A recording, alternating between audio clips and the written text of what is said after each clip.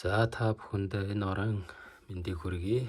Өнөөдөр 9-р сарын 28-ны өдрийн үлгэрийг уншиж сонирхуулъя. 3 хүүхэнтэй эмгэн өвгөн 2 байжээ. Азрын гадуутай сүргэр үхэртэй хотондоо хонь ямаатай байсан болохоор ууган хүүхэн нь адуулж, 2 дугаар хүүхэн нь үхрээ хариулж, отхон хүүхэн нь хонь ямаагаа хариулдаг байжээ. Нэгэн өдөр эмгэн 2 3 хүүхнийхээ ухааныг шалгахаар хэлсэж тогтов. Ингээд ууган хүүхэн нь адуунаасаа харж ирэхэд "За хүүхэн минь чи ядарч ирвүү? Өсөж ундаасуу?" гэж асуухад хүүхэн нь "Ядарч өдөрч өсөж ундаасан ч үгүй. Чухам сайхан байна л" гэв. Ээж нь залгаад "Ингээд сайхан явах чинь хэний буян юм бол доо" гэхэд хүүхэн "Аав ээжийн буян шүү дээ" гэв. Үүнээс эмгэн өвгөн 2 ууган хүүхнээ ухаан сэргэлэн сайн хүүхэн байна хэмээн шагшин магтцгаажээ. 2 дугаар хүүхэн мөн адил аав ээжийн буянд сайхан амьдарч байна гэж хэллээ. Аав ээж нь бас мэргэн цэцэн хүүхэн байна даа гэж баярлаад адилхан аргаар отхон хүүхнээ шалгажээ. Отхон хүүхэн нь "За одоо ч аав ээжийн буйнаар ашгүй сайхан л амьдарч байна. Хожим жухам ямар болохыг хэн мэдэхгүй" гэж яг тэдний бодсноос өөрөөр хариулсанд эмгэн өвгөн 2 тун ихээр уурлаж "Энэ мүү хүүхэн яах аргагүй тэнэг хүүхэн байна. 2 их чинь бас энэ тэрийг бодоогүй байтал чи харин одоо айлд явахыг бодож байдаг. Ямар санаатай юм бол эртхэн тонил" гэж хараан зандарснаар муу яндан морь унуулан ганцхан аяг хуурсан амуу хийж өгөөд хөөн явуулжээ. Хөөрхий хүүхэн аав ээжээсээ салж ядан алгын нүднийхээ нулимсыг арчиж ядан явсаар арга буюу замаа ирэхээр асыг зөрөм морджээ. Хүүхэн зориггүй аян замдаа өсвөл хуурсан амуунаас нэг атхыг өмхөж өлөө тарж явсаар айлд орохдоо үргэлж "Хэрэв энэ миний суух зайтай нутаг мөн бол морин намайг орхиж авах. Биш бол хүлээж байг" гэж бодоод унсан морой айлын гадаа сул тавьдаг гэнэ. Гэтэл зам турш нэлээд хэдэн айлаар буусан боловч яндан морь нь уг газартаа хөдөлгөгүй зогсож хүүхнийг хүлээсээр байлаа. Гэтэл нэгэн үчийн бүрээ болох үед уулын ингэрээр явж байтал нэгэн майжиг хар гэр харагдлаа гэнэ. Хүүхэн шууд тэр гэрт очиод унсан морой гадна ердийн ёсоор сул тавиад гэрт оржээ. Гэрийн хамирд нэгэн настай ээж хоёр нүдэд таг аниж орондоо хөвтөж байх бөгөөд гэр доторх өчөөхөн эд зүйлс нь эмх замбраагүй болж хогт хоосон дарагдсан байв.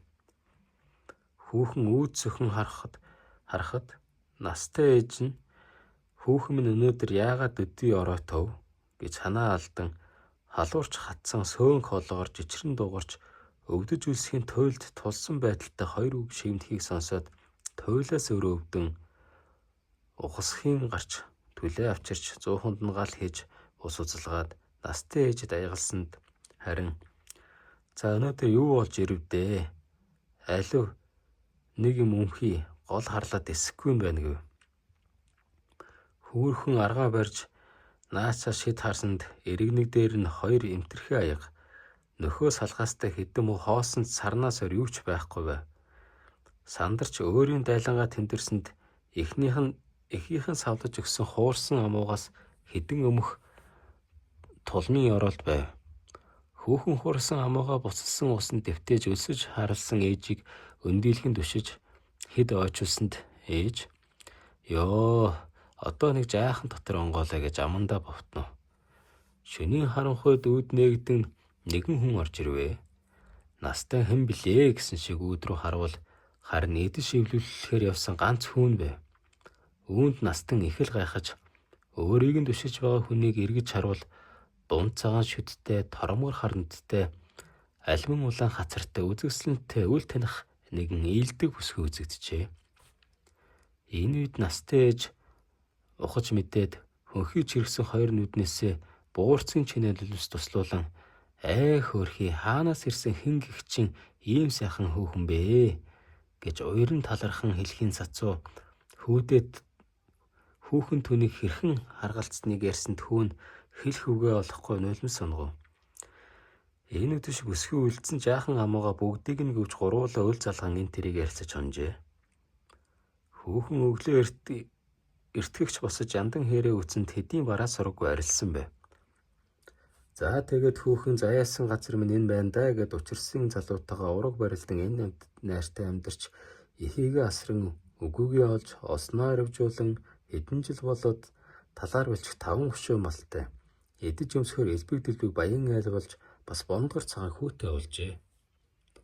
Ингэж байсаар бэрэн нэг өдөр хадам ихтэй болон эр нөхөртөө хэлж төрсөн эцэг ирэхээр тарган хонин шүүс таатай сайхан хоргой торгыг өдөө төдий ачаад эр юм хоёулаа морджээ. Хүүхэн баг үеийнхээ хуучин нутагт ирсэнд гэр тэрэг нь бараа сураггүй мөртлөө хичнээн өдөр хүн малын уул мөргөө болон эзгүрчээ. Ингээд ойр орчин айл аймгаас асууж сургалсанд хүмүүс санаа алцаар айд юу гэж хэлэх вэ? Чамайг хөөж явуулснаас хойш аав ээж эгч нар чинь өдөр турш ажил явдал гэхгүй бэлнээ идэж бүтнээ өмсөж наадан цэнсээр байгаад 2 жил болоход хотон хосорч өрхөн цоров. Тэгээд хоёр эгч чинь аав ээжийн буян баржээ гэж хард мордоод 2 настыг эргэж тойрогч хөнгөө болж аав ээж чинь насандаа дарагдаж ажил явдал хийж дийлэхгүй тул хоосон шуудаа өрч хадуур модоо тулан бадарлаж явсаа. Тэгээд сурч юмэ тасарсан гэж ярьцгааж байлаа. Үүнийг сонсоод хүүхэн хүргэн хоёр ирэх газраа ч олохгүй тул шууд сураг тавин явсаар буцаж харжээ. Гэнэт нэгэн өдөр аав ээж хоёр нь өсгөлэн нүцгнэр будаа гуйж явсаар отхон хүүхнийхээ гэрт нь ирээд иржээ.